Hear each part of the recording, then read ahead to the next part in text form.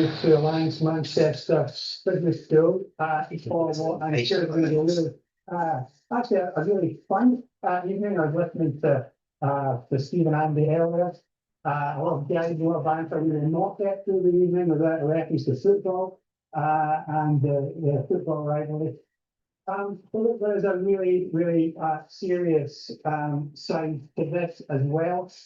It is around about how we collectively, as institutions, as a region, across the Northwest, how we can work even more collaboratively together to address some of the big challenges that we have in the region and continue what has been a tremendous story of growth, productivity, and impact. So really excited about this evening. So welcome, my name is Ken McPhail. I have the privilege of being head of Alliance Manchester Business Schools.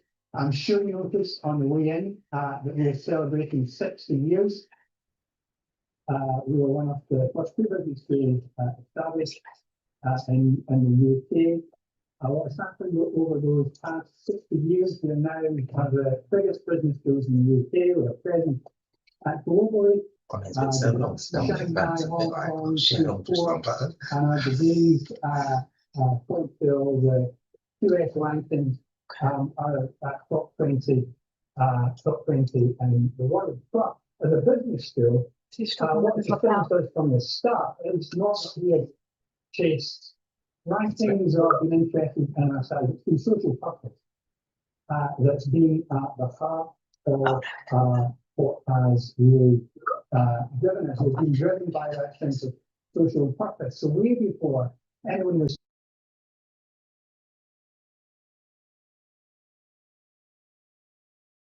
way before the need for more inclusive growth and decent work was hitting the headlines, we were advocating for that. So I think the issues that we'll talk about tonight are really at the heart of our DNA. And we trace all of that back to our founding director, who has given his name to our annual lecture, the Grigor McClelland lecture. And it is so wonderful that we have Stephen in the room tonight, a member of, just at the back there, hi Stephen, just really to continue to celebrate that legacy from Grigor's time here as founding director.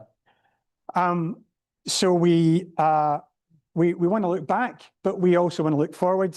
The business world is fundamentally changing.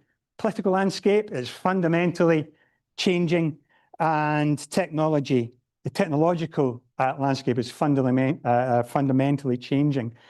So our response to that is to say, well, look, we need to reimagine the purpose of business schools as well. We need to reinvent ourselves so that we are fit for purpose. And to celebrate our 60th anniversary, we're producing a book about that, which will be launched in the next month or so.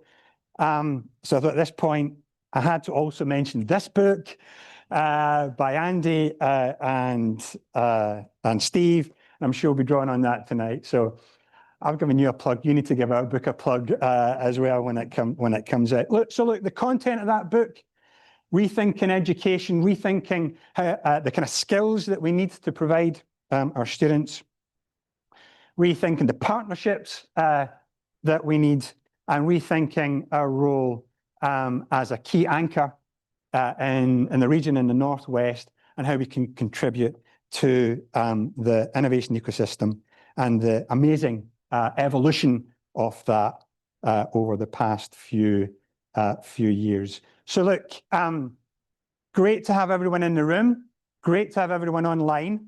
I understand we have 50 politics A-level students joining us online from Aquinas and Stockport. So I'm sure they'll have lots of tricky questions for you both when it comes to question time. Enough from me. I'm going to hand over to Lou, who's going to guide us through this evening's session. Let's give them a round of applause.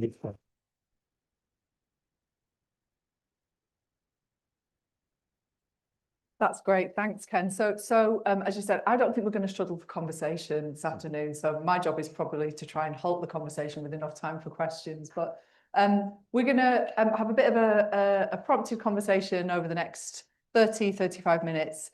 And then we're going to try and make some time for questions. So my ask of the audience would be just to think of your questions, get them uploaded into Mentimeter, and then with the support of Jim, we're going to try and come to the last 15-20 minutes. So think of some great questions because we've got a great opportunity to ask Andy and Steve and some good grilling questions whilst we've got them in the hot seat. So brilliant. So Andy, Steve, I'm going to start maybe with a bit of an open conversation. As Ken says, this is all about really exploring the collaboration between business, academia, institutions like this one, as well as our FE colleges and, the wider parts of our kind of technical education system and place. And in amongst all that flux that Ken describes at a national level, it'd be great just to hear your thoughts about the role of universities, of business in trying to drive regional growth. So Andy, maybe come to you first. Well, thank you, Lou.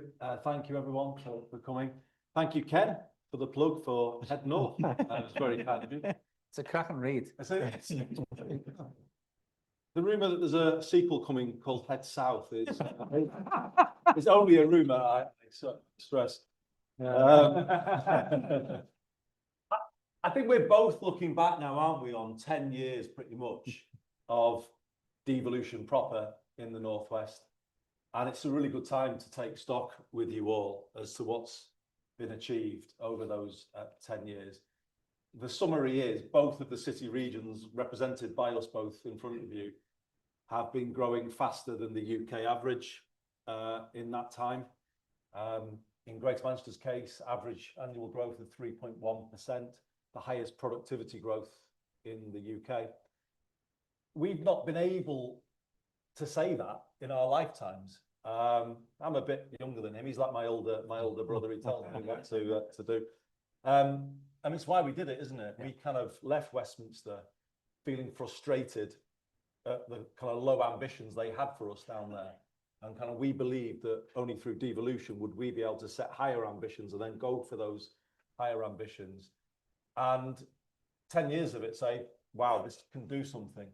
And devolution has been the game changer, Lou. And so many people in this room have made the argument for it. We're just privileged to have the chance to put some of it into practice. So where the Northwest goes in the next decade, I think and we'll probably get into some of that in this conversation. But to answer your question, this university, and indeed all of our universities here in Greater Manchester, but I'm sure Steve would say the same in the Liverpool City region, have been absolutely critical linchpins in the devolution journey, supporting us in every way imaginable. Social policy, environmental policy with the Tyndall Centre here and the work they did to help us set 2038 for a net zero city region, but also then on that broad industrial strategy front, really helping us understand where we can be world class in the future. There's no point setting unrealistic ambitions, but it was about really sort of testing ourselves, digging deep into the data, and bringing forward an industrial vision for Greater Manchester going forward, which I think is perfectly now within our grasp, world class in not just materials and manufacturing, but life sciences, digital and tech, cyber, AI, you name it. So you've been with us at every step of the journey, and to me, the success of Greater Manchester devolution and Liverpool City Region devolution is that whole argument about public, private, voluntary community, academic worlds lining up together, facing the same way, then pulling the same way. That is what makes the difference. And I'll give you a little segue into this gentleman. He would admit, I think, that Greater Manchester was a little bit ahead in terms of pioneering this model of devolution. But I think Steve has done more than anyone before him to change the politics of Liverpool, to get Liverpool operating in a similar way to Greater Manchester. And now that's happening, the two city regions together are really, really beginning to change the economic story of this country. Right. Thanks, Andy. Steve, does that mirror your experience of devolution? Not really. No, it really does. And just to contextualise it, because we talk about devolution as if it's true devolution, and we'll come on to that in a second. But even with what we've currently got, we are still the most politically centralized democracy in the OECD. And the devolution that we've had to date hasn't really been proper devo. It's been decentralisation, and only with Greater Manchester and the West Midlands proper devolution deals that they did, which was to get a single financial integrated settlement. That's proper devolution, because you get to decide on how you spend that money. Whereas to date, we got hypothecated pots or passported pots to us. So for skills, we spent on skills, and for transport or whatever.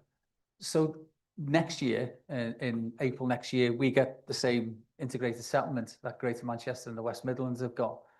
And then we can really start to motor, because just to go on some of the stats that Andy's saying, it's brilliant that we can say that the Northwest, you know, we're heading this whole thing up. Growth is happening in the Northwest. It's happening in one or two other places. But if you have a look at specific heat maps and the areas that are bucking the trend, it's also in the Liverpool City Region, for instance, on the high growth sectors, national averages are 5%. We're growing 17%. So that doesn't happen by osmosis. You have to say, well, why is that happening? And it's because we've had a relentless focus on the areas where we believe we can get growth, we can create jobs, we can retain more of our graduates, and our graduate retention rates have gone from the bottom 10 in the country to the top 3. Manchester's 2. So we're 3 at the moment, but at least there's a battle there. You know, we're not only winning Premier Leagues, we're all... Oh, somebody knew I was going to say that. They knew I was going to say that. I was waiting. I was timing when that one would come. But, you know, them other tables are equally as important, and we want to be at the top, sort of competing for, you know, those top places. And Manchester has had such a rich history of collaboration, where AGMA and then the early Devo, we fought each other. We had 6 local authorities that literally were going to court with each other. And so we started at a different place. And in fact, we often say, you know, if we had have had the arrangements where people collaborated and worked in partnership, we would have had a tram system by now in the Liverpool City Region. We actually had the money once for a tram system, and it was before Greater Manchester. And we fought on the route alignment, and we couldn't agree where it should go. And in the end, the government took what was remaining from the money back to central pots, because we'd bought the tracks, we'd actually bought the rails. And so the rails then sat there for 20 years rusting until they were finally scrapped. And that's the legacy really of not having people working together. And so if you think about how that's held the Liverpool City Region back, and then think about the way in which we've often competed with Liverpool and Manchester, and we could bring those 2 areas together, I reckon in 10 years' time, we could take on London.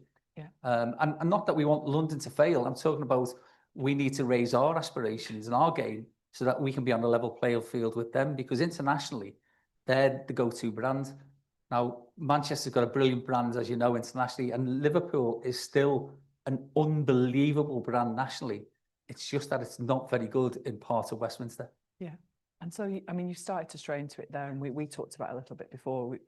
You know, in all of that flux that Ken's describing, the UK is a tiny island where it seems crazy that we've had 14 years of pitting cities against cities, and the opportunity now to begin to behave in a more collaborative way and think of the Northwest as a region, which obviously is what you're beginning to pioneer, and then having the levers through devolution to do that. What do you see as the big opportunities for that more joined up way of working across Liverpool and Manchester? I mean, if you think about our ambitions for rail connectivity between the 2 cities that pioneered the first intercity rail line 200 years ago, almost exactly 200 years ago. You then start to think about a research-driven, knowledge-led economy in both of the city regions, with that quick connectivity where students at this university can go quickly down there and then they can come back over here. The life sciences sector in both cities, in both city centres, again with that ease of connectivity. you're looking at something like the Randstad in the Netherlands, where there is, you know, those, I think it's Amsterdam, Rotterdam, The Hague, Utrecht, I think, isn't it? Where kind of you've got this cluster of cities with a high level of connectivity. That is perfectly possible here. We have, both of us, led the calls for you know, the green economy here and the hydrogen pipeline that's coming forward now using the Manchester Ship Canal. You know, when that becomes a green hydrogen pipeline, again, that places us at the kind of centre of where you know, the activity will be in the modern economy going forward. In AI, I mean, you've landed a big AI investment in Liverpool, haven't you? Kyndryl, Daresbury, which is a shared resource in some ways for both of us, isn't it? You know, we've got the largest AI sector by headcount here in Greater Manchester, and it is about thinking collaboratively and how you build out that strength across the area. I personally believe there's no better place to live anywhere than here. These two cities are brilliant, aren't they? They've both got amazing things to offer, a lot of commonality, but a distinctiveness, which makes them, you know, fantastic. And then everywhere in between, the talent Steve talked about coming out of this university and his universities. Well, I think it's better to be a 20-something now in Liverpool or Manchester than it is to be one in London. And actually, I think we've finally got to a point where the talent is sticking here and staying here. And that is another, you know, big advantage. I think where it gets to, Lou, is, you know, 21st century world-class clusters in life sciences, in AI, in green hydrogen and the green economy more broadly. And here's the thing, isn't it? Politically, you know, it's going to be a challenge in the times that we're living in as politics changes and becomes more challenging. And we've certainly felt that in our 10 years. But if we managed between us to stick the course and stick to a net zero Greater Manchester by 2038, 2040, I think in your case, when the world politically is turning its back in some places on that journey, we believe that if we, with you, can keep to that stable path, keep our eyes on that prize in that sort of medium term, do not get deflected politically. And I think we've proven ourselves pretty good at that, of sticking the course with you on our industrial ambitions. That is a big prize, actually, right in front of the northwest of England now, and particularly as other countries go cold on it, and you know, baby drill or whatever it is. You know, that's not us. We're resisting calls for fracking. We're saying stick to your guns here. That's where future prosperity is, and I think that's what we're building here. Politically, we're stable, we're strong, we've got clear long-term plans between us, and I think the prize for us is pretty huge right now. And Steve, do you get the same sense of ambition and excitement about partnership in the Liverpool business community? Does everybody see that opportunity about greater collaboration? It genuinely is now, because I think you can try and persuade people, but when they see the tangible benefits, then they're more likely to join, and everybody now wants to be part of it. And just to throw in a little bit about our universities, we've had brilliant universities, as you know, but they haven't always played a major part in the civic life of our area as perhaps in other areas. I don't know about Manchester because I've never lived here and I've never been to university here, so I don't know. But all I'm telling you is that I've seen over the last few decades. Regular I have. Well, I was mentioned before that, of course, you went to Cambridge, didn't you? You went to Cambridge University. Just in case you haven't read the book, he went to Cambridge University. Doesn't mention it often, but he went to Cambridge anyway.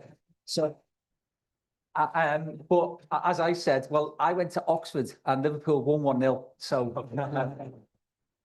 but we literally started at sort of the opposite ends, didn't we, of the educational spectrum, and have ended up sort of Clyde, and then we both have been to the Harvard Business School, which is quite something, to tell you the truth. But that sort of gave us the opportunity and exposed us to some different thinking, because it's a gathering of mayors and it's a city leadership program, etc. So I've seen that and how universities can lead in economic growth.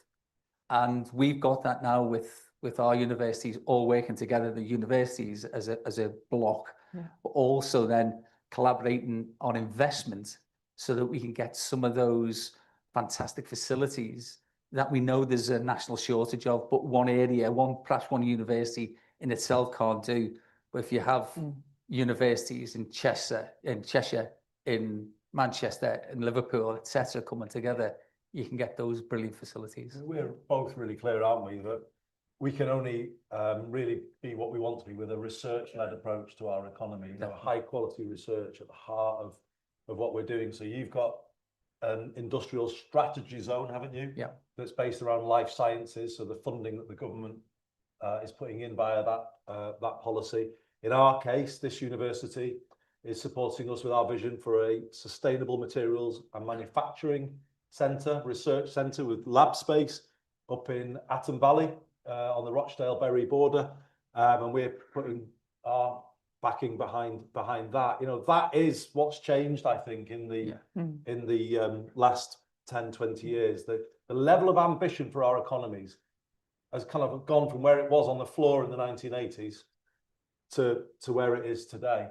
And he did mention my time as a graduate. Where did you go? Did I mention it? I came back here wanting to stay here in 1991, coming back from university, and I always reference this.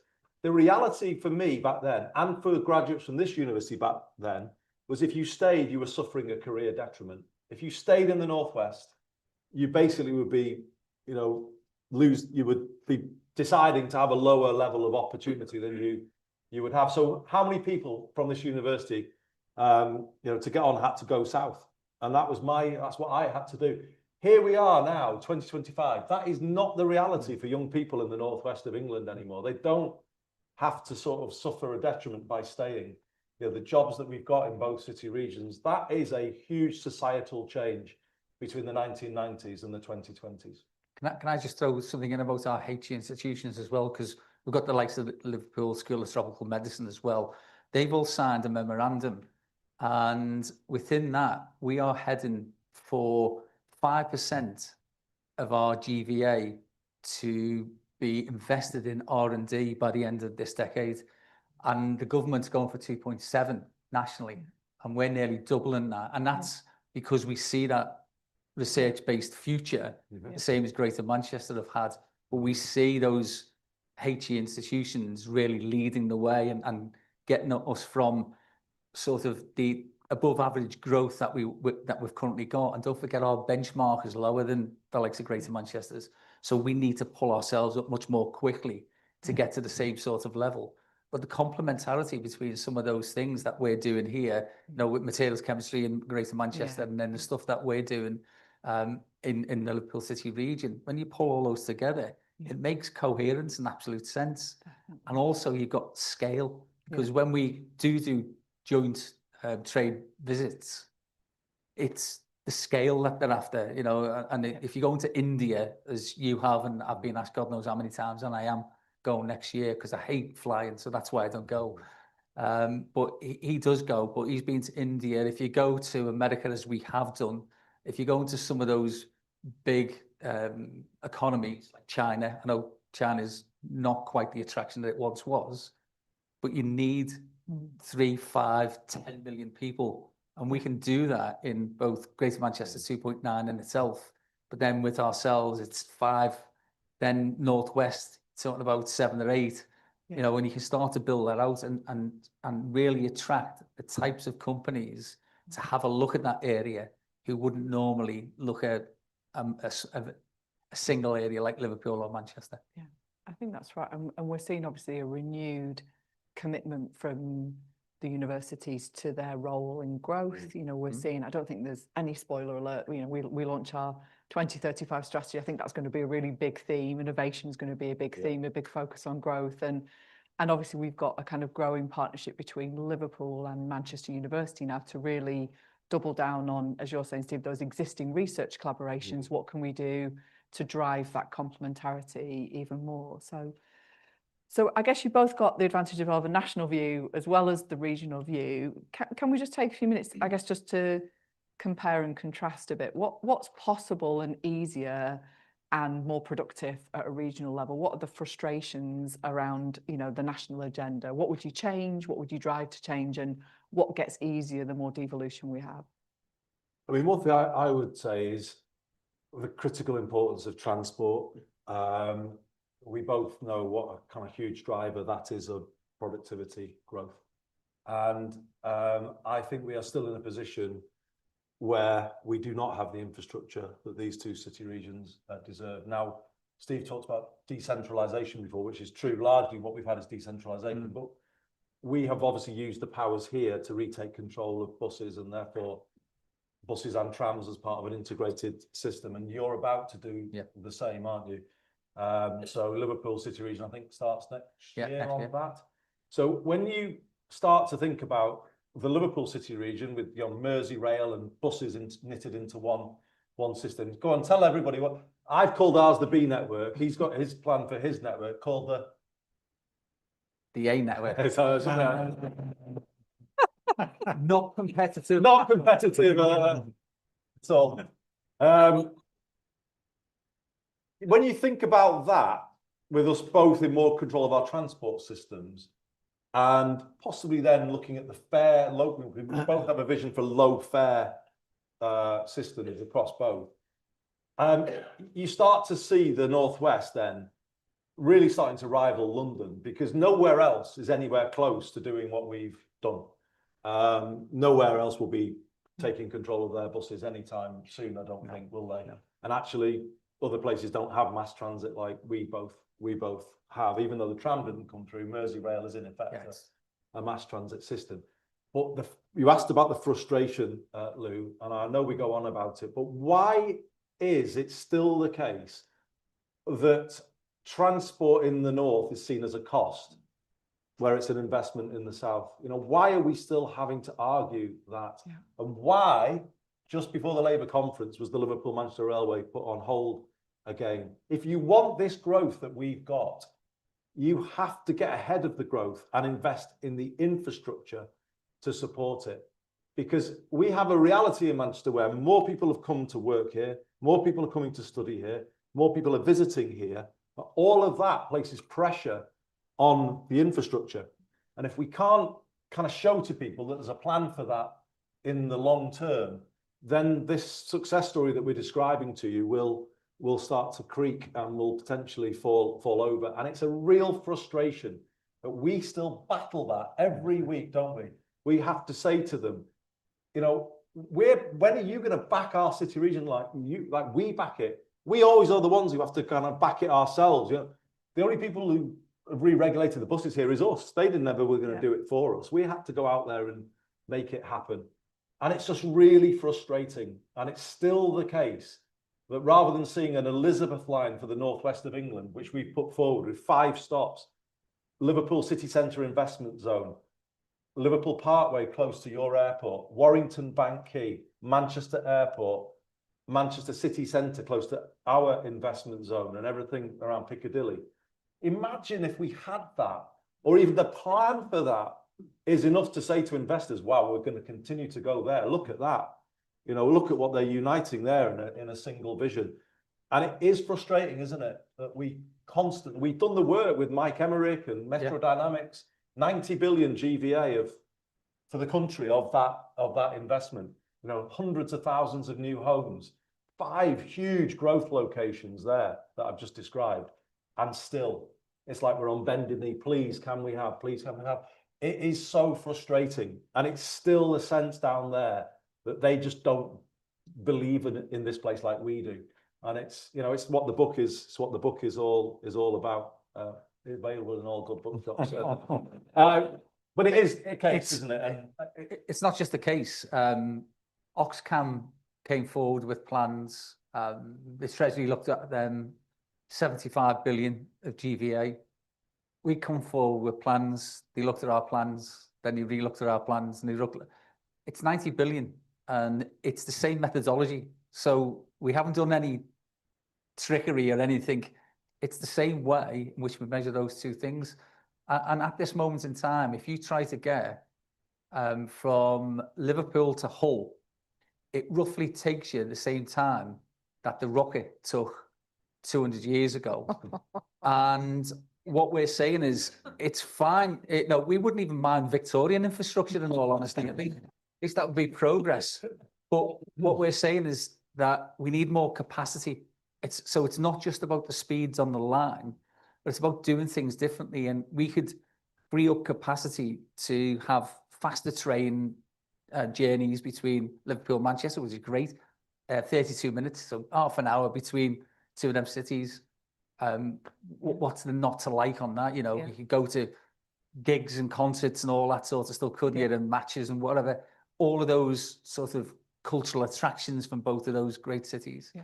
You could do all of that. But actually, if you're thinking about, if you're a business, and in London, sometimes it's an hour and a half, 2 hours to get from one end to the other if you're a business. And it's half an hour between those two geographical extremes, if you like. Why wouldn't people choose the Northwest? We're the country's growth opportunity. My fear is that they know that we are the country's growth opportunity and they're not ready yet for that rebalancing. I mean, all that nonsense about levelling up the country, you might remember from 14 years of the last lot. And we never, ever bought into that. But I do believe in it. Yeah. I never thought they were going to do it, but I believe in levelling up. Yeah. I want to know from our audience tonight, how do we break the hold of the golden triangle over this country? I mean, I'm not saying that out of a no, we're not opposed to the golden triangle. You may know, I went to Cambridge University. But it's the domination of it is what I'm arguing against. Not the fact that we're proud of the institutions and the kind of location that they are in and what it means and what it does for Britain. It's amazing, isn't it? But the domination of it in your world, in the academic world, but in our world as well, political world, you know, how do we break? I don't know the answer to the question, but my God, it's a tough one to crack. And I don't think, for all the good things that we've done in the last decade, I don't think we've done that. No. We've done that yet, have we? Hence this argument we've got with the Oxcam Railway's got the sort of green light. It looks like you've got an answer. I hope you do. You know what? I come here specifically to ask you, please sort out the dream fairs.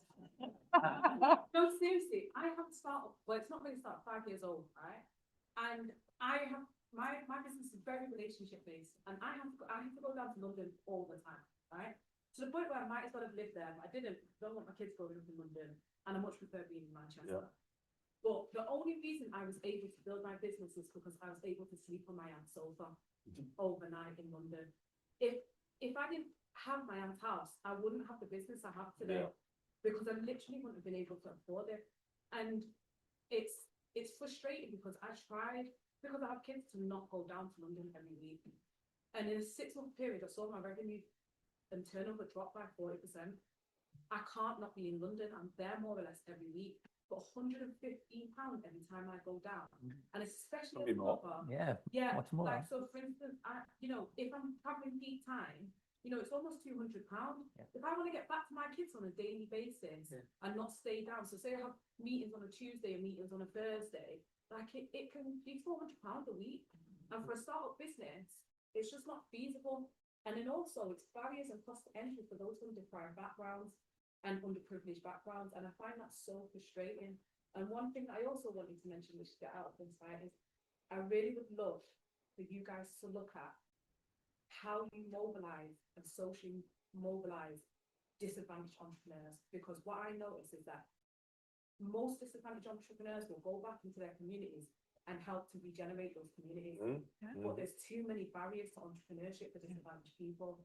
I was one of them. We've managed to come out that. I now have a hub in our office space where we help other disadvantaged entrepreneurs to understand how to mobilize themselves. But like, that's just me doing it as a passion project. I have no idea of any support where I can signpost them to for them to have. I know you've got business growth and things like that, but the reality is, you're dealing with disadvantaged entrepreneurs. It's not just about business help. They have a lot of home issues going on, personal issues. They need more support than just business support. They need holistic support. And there's two things that I think, if you can build businesses, like you have Pastor's amazing, you've got like Montreal, so if you get these entrepreneurs out of these places, I think you'll be able to regenerate communities a lot easier. But there's too many barriers to entry in business in this region. So that is a beautiful segue into my last question. So actually, the last question I was going to ask you is about what in the business world we would talk about as inclusive growth, but exactly what you're describing, which is, I guess, the next chapter, as we know, of growth in particularly in regions, but actually for the UK generally, has got to benefit a different set of people that, particularly in the innovation economy and the tech economy, have not benefited from this. So before we go to questions, and just a reminder to get your questions in there, it would be great just to get your thoughts on exactly that topic of how do we open the next round of growth up to a different set of people. Yeah, so again, we've specifically targeted that sector. You can imagine that most of our startups, ones, you know, it's not just micros, it's single person setups. So we've got a program called Kindred, and it's for socially trading companies. So if you have a look, there might be something similar in Greater Manchester, but if not, it's your opportunity, isn't it, to work through the business school and get Andy to look at what we're doing and see whether it can be replicated. But it's won all sorts of awards, and it's people from that sector with the support of all of the sort of the infrastructure that you need, who are providing funding for those startups to start to grow and spin out. And Andy's got a great link with Cambridge University, believe it or not. It is though, isn't it? Where you've got this MOU with them. That was Lou's. We're going through a similar sort of process with somebody else who's a big university, but we haven't signed it yet, so I can't tell you it's offered. So Leighton, from yourself, actually, the Vice Chancellor of Oxford is an Evertonian and a Mar and Dar were Evertonians. So there you go. Okay. That's why she was interested in Liverpool. I'm glad to hear it. Glad to hear it. Professor Cannon will be happy to hear that particular news. Liverpool has the highest rate of female business ownership and business startup in the UK outside central London. And that's supported by the City Council and the support you've given to the Women's Organisation personally, and also organisations like the Women's Organisation, which have transformed, certainly in Merseyside, and now working with the Pancare Centre in Manchester to try and cover the whole region. That's you, Steve. Take credit. Tom, our problem is that you're right. We've got all of these startups. Too many are failing, and that's where I think the emphasis needs to be. Get them through the first 18 months, and then they've got a chance of takeoff. But they're failing in that early part, and that's why we've got all of these people who are entrepreneurs, by the way. It's people from that sector who are supporting people in that sector, and they know the types of things that they need. It's not just about signposting. Sometimes it's simple help with bookkeeping or cash flow, or it's them things that they need, but they can't afford because we could they're only better kicking off. Subsidised space, couldn't we? Startups. Yeah. And I think some of the investments that SMMC I mentioned has got some of that. But unis are doing that as well. Our universities are doing that brilliantly. I think one thing I would I agree with everything you say, by the way. I mean, a rail fare, to London from here, it basically means if a young person gets offered a job interview at 9 o'clock in the morning in London, it means they can't go, isn't it? There's just no way it can be afforded. It's putting railways under public control should mean you get rail fares right down, because that, as you say, that's a barrier to aspiration. You could fly to a place cheaper and fly back in the same day. So great. Sweden, and there was another country in Sweden. I think it was Budapest.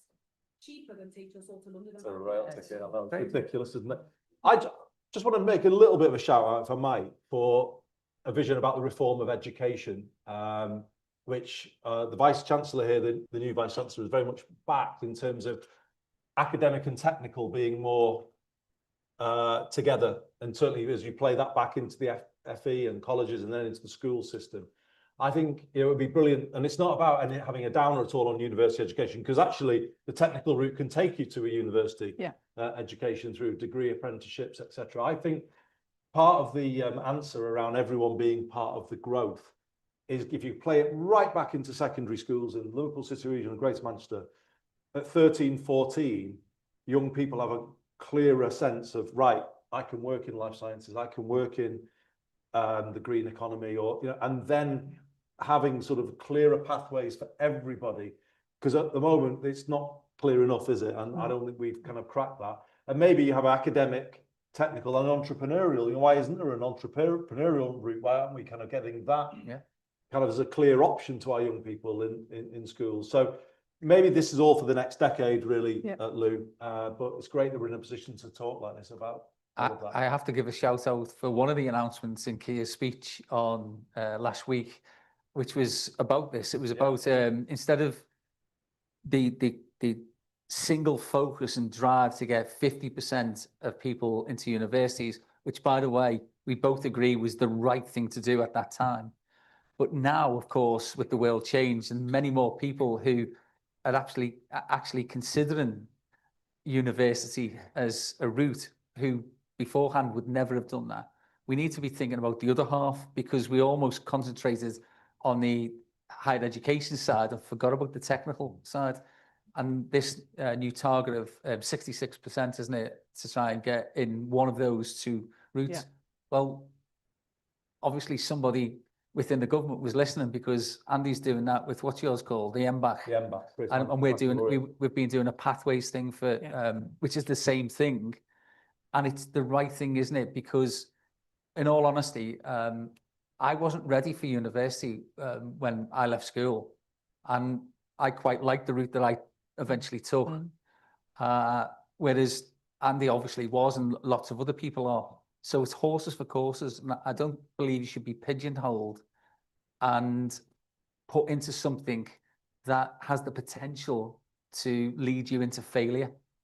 I'd rather go a more circuitous route, but end up at the same place with the same sort of qualifications. In fact, I did graduate from Harvard, which Andy didn't at the moment. I always remember though in Parliament when he used to sit near Dennis Skinner in Parliament and on the bottom row, and he would go at certain Tories when they stood up. But Jacob Rees-Mogg was one of them, and you can imagine they didn't quite. We had so much in common. And I remember you saying 2 months, you were going at each other in the Commons, and he stood up and said, he goes, you know, your parents must find it very, very galling, Jacob, that they spent all of that money on your education, and you ended up sharing a workplace with a brickie from Kirby's.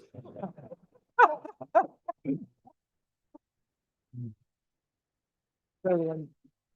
I'm going to try and squeeze in a couple of questions if we can, Jim. I'm sure there's lots come through the system. So we've got lots of questions. We've got so many, but I mean, I think I'll try and group them. First set, not surprisingly, perhaps the most common subject is transport. We've got a whole string of questions, a whole string of people sharing experiences of just how woeful their transport system is in the Northwest. I think if I can sum them up, there's a question that says, how can the North deliver infrastructure projects when central government is reluctant to provide meaningful investment, which is Andy made reference to? I suppose the question there is, what more can you two do? There's an answer to that question, which is to build out the B network even further, which is what we plan to do. So now we have a bus system and a tram system, which are integrated into one system. You know, you tap in, tap out like London, there's a cap on what you can spend. And that's a big journey, but that's there. So starting next year, we will integrate 8 commuter rail lines into the B network. So the cap will apply on, for instance, the Glossop to Piccadilly line or the Staley Bridge to Victoria line. And they'll effectively be in the system as of next year. And there'll be a sort of single cap. So here's the part of the answer to the rail tickets, not to the London prices. But actually at the moment, if you buy a rail ticket from Glossop to Piccadilly, you buy the rail ticket and that's it. You're finished with your travel once you arrive. In the future, you'll tap in and then you'll be tapping into the B network cap. So the travel will be much more affordable because you'll get free tram and bus once you're in the city, and it won't add up to a much bigger bill. So that is coming, and that is about, and Steve will want to do the same as his system builds out. That's about getting what we've currently got, integrating it and making it as efficient and as affordable as possible. But it doesn't solve the big question about the bigger infrastructure. The truth of the matter is the M6 is full, the West Coast Main Line is full, all of it is creaking, and all of it is a barrier to our growth if we don't change Westminster's view of our infrastructure needs. And just very quickly, because we've got similar sorts of circumstances where we're going for smart tickets in early next year and all. But that's the intra-city. The intercity stuff, the £17 billion that we thought we had in the bag, that was always a tight envelope anyway. So what we did say is that where we build this parkway and where we build the new stations at either end in Piccadilly and in Lime Street or in Central Station, what we'll do is we'll increase the overall pot with land value uplift and land value capture. So the benefits of those developments would come in to extend the £17 billion, so it's an affordable envelope. So we're saying to government, just stick to what you've said. And of course, we'll try and squeeze more if a Labour government's re-elected, because it depends on when it starts. But that's the starting point. We will then increase the quantum as we look at innovative solutions. Jim. Yeah, the other probably area of lots of questions is around inclusive growth, which we talked about. You both talked about. People saying the economic indicators are still poor. You're struggling to get the trickle down effect to the other parts of beyond the city centres. What more can be done to sort of on that regard? Well, I think we very much see this as the next chapter in Greater Manchester's development. So we've had growth, but very much, as Steve said before, the heat map shows city centre, media city, but you can plot where the main growth has been in Greater Manchester in the last decade. What we have now got is a plan for a 10-year pipeline, at least £1 billion a year. And you will see those investments go much more to all 10 boroughs. And at the November Combined Authority meeting, the first allocations are going to be made under that new system of recycling investment across all of Greater Manchester. So we're looking at a mayoral development corporation of the kind we've had in Stockport, in Middleton, Stalybridge, Ashton, Bolton, Lee.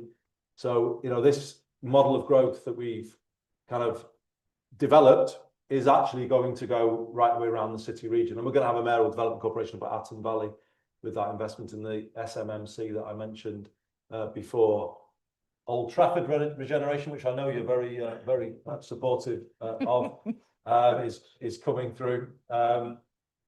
So I'm really confident actually in saying that you will see the growth spread in the next decade. And the thing is, people often have said to Steve and I in the last decade, "Oh, what about the towns? You're all about the city and you're not about the towns." But you've got to get the city moving and rising until it can lift the town. But Stockport is our prime example of a strong and growing city in the end starts to lift up the towns around, because not everyone can afford the city now. I know that's a kind of difficult debate, but the truth is it's not going to be possible for everyone to live right in the heart of the city. But then that's why Stockport starts to develop a new offer as we build modern 21st century living there, more quality green space, better transport. And you see the effect that's happening there. And that is going to spread around Greater Manchester in the next decade. There's actually another question which is totally very similar, which is talking about how it was from a school governor here in Manchester saying that it basically still sees too much deprivation, pupils and students struggling. And others have echoed those comments. I mean, that is the... Well, you mentioned trickle down, and so because it's a business school, if Patrick Minfield was here, I'd say, how's your trickle down going? Because what an absolute waste of time that was. It was never going to happen, and it can't possibly happen. It needs to be planned, and that's why the European Union, at least when they were distributing funding, and we do touch on this in the book, Liverpool got some money, and it got some money from the European Union instead of its own government. Its own government was happy to see it wither on the vine. And that then enabled a lot of infrastructure, which was then built. And on top of that, you then start to see the private sector come in and have confidence of developing those places out. If anyone's been to the centre of Liverpool and you have a look at Liverpool 1, we're quite rightly proud that it was £1 billion worth of private sector investment. Liverpool 1 wouldn't have happened without the infrastructure improvements that happened years before through the Objective 1 programme. Now, the only downside of that for me is that we sort of created a more of a culture of grant. So the expectation that if something needed to be done, you could just grant fund it. And the entrepreneurial spirit, as we just heard, is definitely returned. And what we're trying to do is facilitate and enable those people to start growing themselves.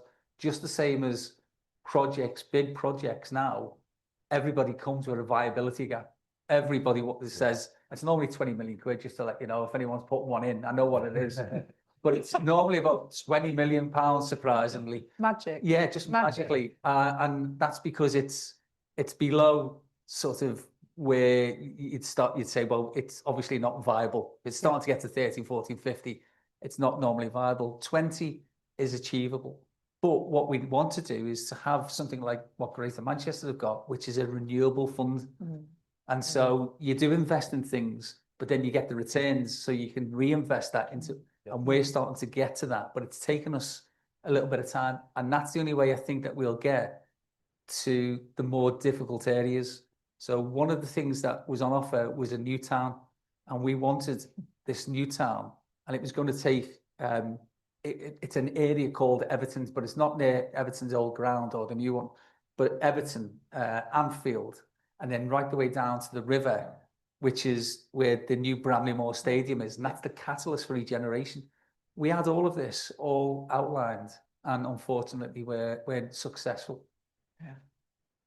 I mean, just to reinforce the point about European Union funding, I mean, Liverpool were Objective 1. Yeah. I think you've got a bigger call on it. Greater Manchester, though, had Objective 2 in places. Yeah.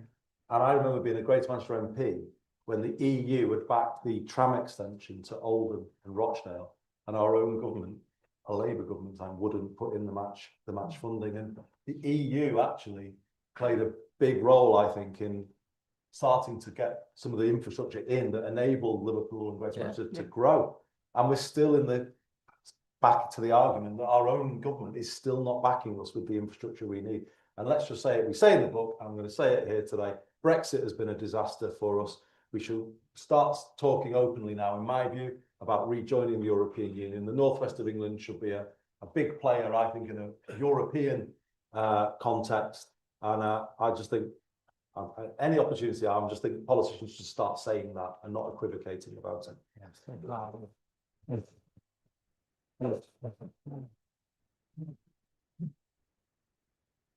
Jim, I think we're going to. Yeah, but one more. I've got question to ask. and This is, I know we're about short on time. Question for Andy. Do you think Steve Rotheram is one of the best candidates for our next Prime Minister? Whoever, let's put that one in. Brilliant, thanks a lot. The deflection now comes out. I'm ready to be his campaign manager.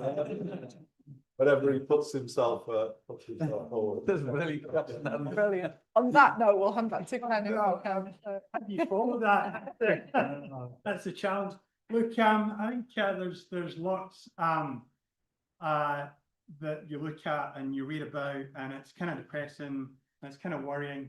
But tonight, I'm leaving full of excitement, full of optimism, really. I think for what the city, the region, the combined collaboration between Manchester and Liverpool can achieve. I hope you're excited by that as well.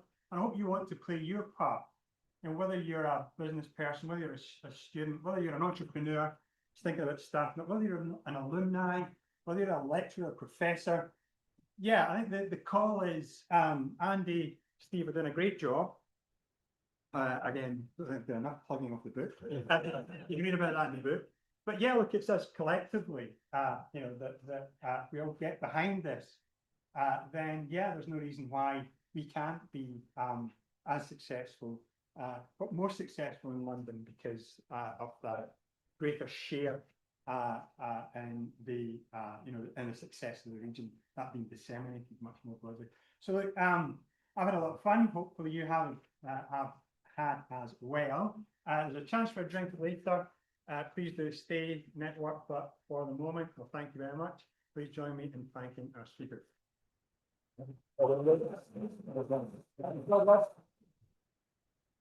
Great. I've got feedback on the motor.